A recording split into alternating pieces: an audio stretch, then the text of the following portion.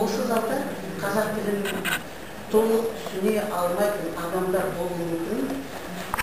Соның үшін мен одан ары орыс тілінде сөйлеймін.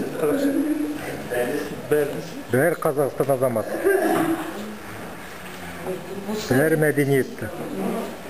В условиях технического прогресса, когда умные машины производят огромное количество материальных благ для человека, есть те производители, которые в тиши своих мастерских проливают душевную теплоту, сноровку и неустанно творят свои изделия, придерживаясь строгих правил. У каждого ремесленника свой стиль, свое направление, оригинальность и качество, которое гарантирует он сам лично. Начиная с нуля свое дело, ремесленник не зависит от указов и приоритетов.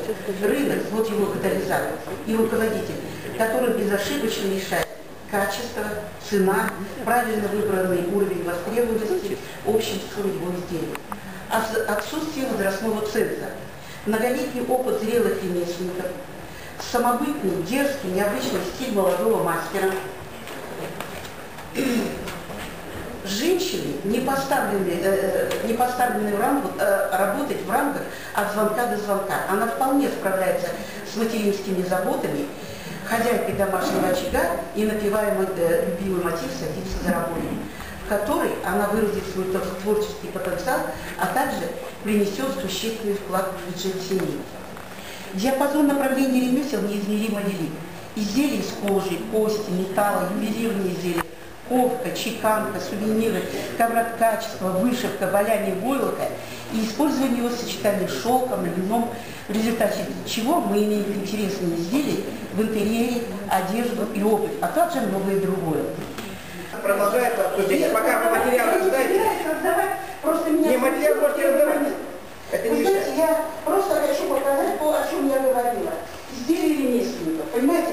Может быть, вы видели в магазине. Нет, Рима Конышевна, здесь же речь не идет о том, что вы производите или о самоотчете вашей организации. Речь идет о роли альтернативного дополнительного образования. Вот по этому вопросу должен был быть ваш доклад. Ну, связанный с сферой образования. Дело в том, что вы назвали мое имя, я думала, вы скажете Балабаева, я ее материал должна была прочитать. Я про нее не говорю. Да, но ее нет, и поэтому мы так договорились, она созванивалась в Албери со мной. Ну и моя самая главная просьба, чаще всего я, так сказать, сижу и молчу, не знаю, как все-таки быть востребованной вот, в этом обществе, и мне хотелось бы быть понятой. И моя просьба, я не раз обращалась, не раз меня выслушивали много лет, что вот управление образования, о том, что, может быть, даже именно только в Алмате по системе учитель-ученик, как в Москве это делают, ремесленник мог выдать сертификат, поработать над этим.